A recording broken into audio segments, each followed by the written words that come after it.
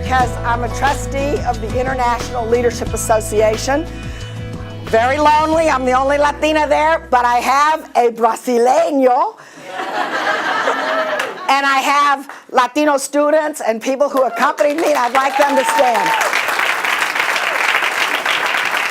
Stand.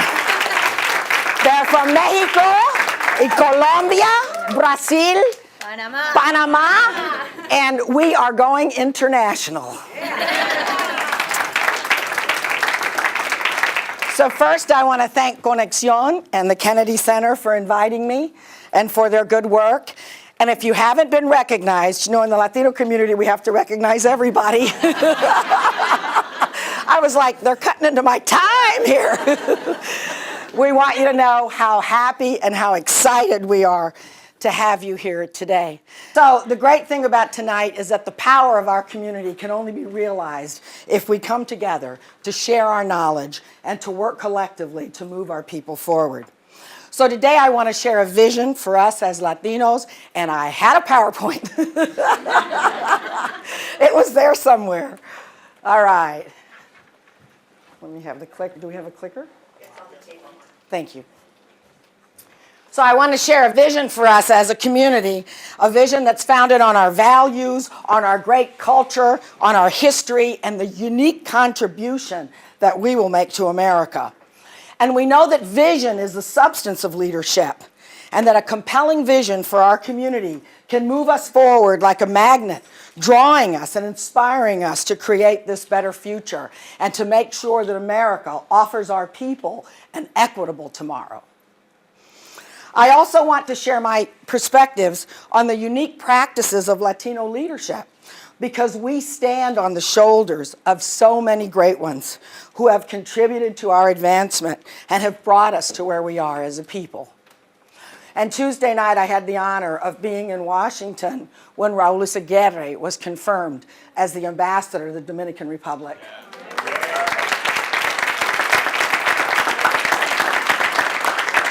Raul was a fellow here at the Harvard School, but he built so many of our organizations and was on my founding board for the National Hispano Leadership Institute. He's a guiding light, and I was very proud to interview him for my book, and his words live in those interviews. So we are only here today because of the contributions of those who came before us, and we owe them a great debt of gratitude. And by the way, the best way we can pay them back is to move our community to the next level. So I am an immigrant. How many of you all here are immigrants? All right, hold on, wait a minute, because the clicker is not clicking. There's no clicking. There's no clicking with the clicker. Click it. Oh, I'll tell you why I have the American flag up there. Well, because the American flag is up there because Latinos are as American as enchiladas. Latinos are as American as arroz con pollo. Latinos are as American as Taco Bell.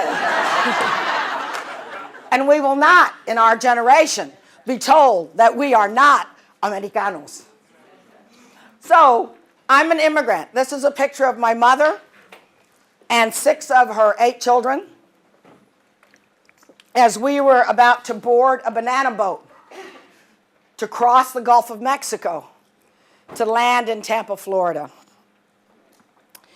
And when I was growing up, my parents would tell me that America was the land of opportunity and that they left their homeland, their family, y el respeto que tenían, because our immigrants who come and clean our floors and who work in our fast food restaurants, they don't have the respeto that they had in their community. And so my parents gave up everything so that I could be here with you tonight, so that my life would be better. And so did your antepasados. So did your abuelos, who came here so that you could be sitting at the John F. Kennedy School at Harvard esta noche. And let's say it all together so we could have it going on. Come on. So we could have it going on. Right. But it was my parents. It was my parents who set the standard of servant leadership for me. And I've been in the leadership field now over 20 years, and I've read the books, but it is our parents, our abuelos, who have set the standard of servant leadership for us. You see, because my mother and father's desire to have their children have a better life, my mother and father's desire to leave a legacy for the future is the very essence of Latino leadership and the very essence of servant leadership in our country today. And so just as my parents promised, porque tú sabes, una latina, tú tienes que hacer lo que tus padres dicen, ¿verdad? So just as my parents wanted, I became, as the youngest daughter, to get a college education, the great prize, right? So when I was 19 years old, and the reason it means so much for me to be here, I saw John F. Kennedy. He came to my college, and I heard him speak. He was running for president. He was beloved by the Latino community, not only because he was charismatic, pero he understood 50 years ago the strategic position that Central and South America has with the United States, and he started the Alliance for Progress, and he visited South and Central America. John F. Kennedy, to my generation, is what Barack Obama is to this generation today. Latinos also resonated with his call to public service, which has always been central to our leadership. Latino leadership is about public service. Kennedy challenged Americans, ask not what your country can do for you, but what you can do for your country. This spoke to my Latina heart and was in sync with my Latino values. I was taught to give back, to contribute, to care about others. And I had a deep sense of gracias, of gratitude for everything I had been given. So when I finished college, I joined the Peace Corps and spent 2 years in the barrios of Santiago, Chile. I did what is now called microenterprise work. Bueno, yo no sabía qué estaba haciendo, pero ahora me dicen que yo estaba haciendo microenterprise work. What I did was I helped women start a baking co-op, and then a sewing co-op, and then a knitting co-op. And later, the men came to me and they said, after I'd been there a while, help us start a welding co-op. Now, it was a revelation for a young Latina to go to South America in the 1960s. Because you see, when I was growing up, I never met a Latino banker. I never met a Latino who drove a bus. I never met a Latino business person. I never had a Latino teacher.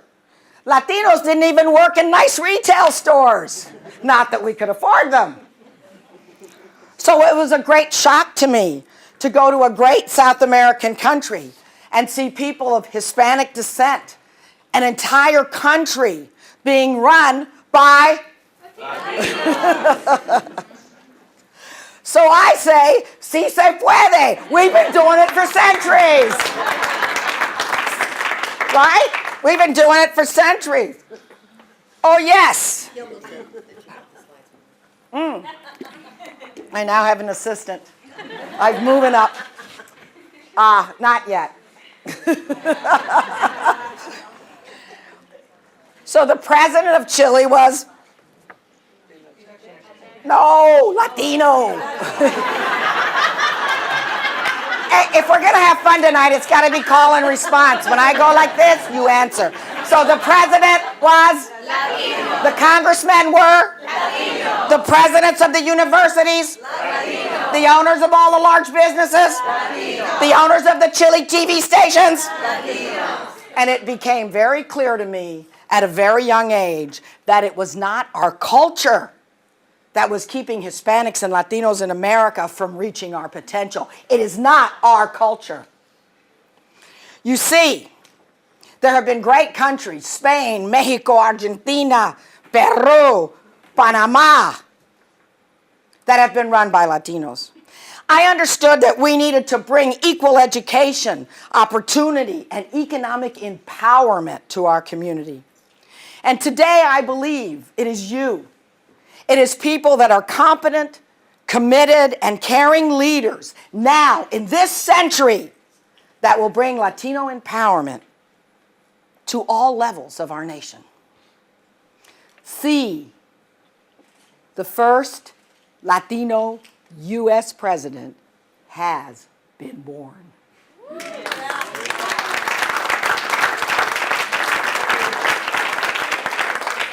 And Latinos will be at all levels of this great nation.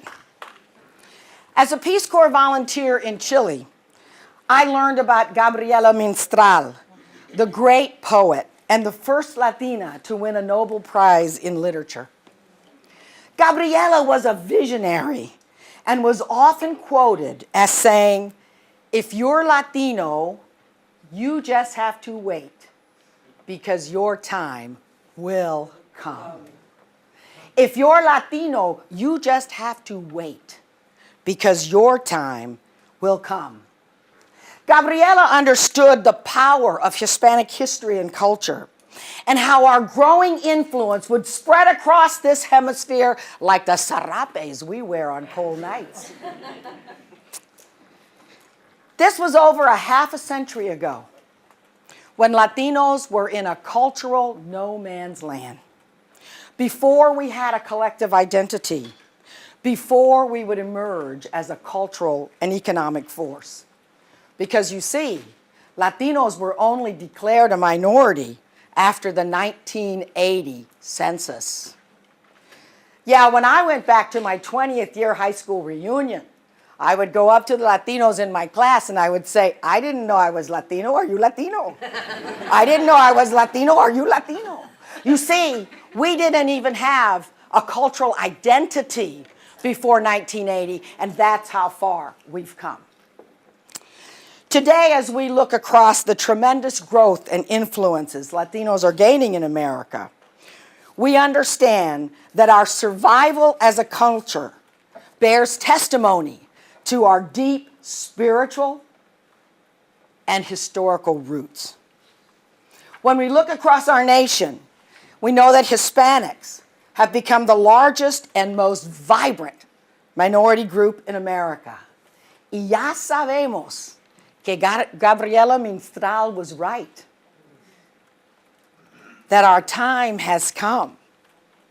And the time that she was talking about es ahora. Ahora. Our time has come. Sí es la hora, because Latinos are coming of age. Estamos en punto. So welcome to the Latinization of America.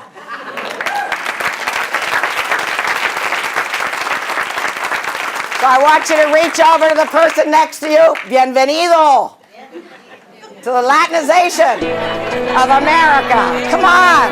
Bienvenido.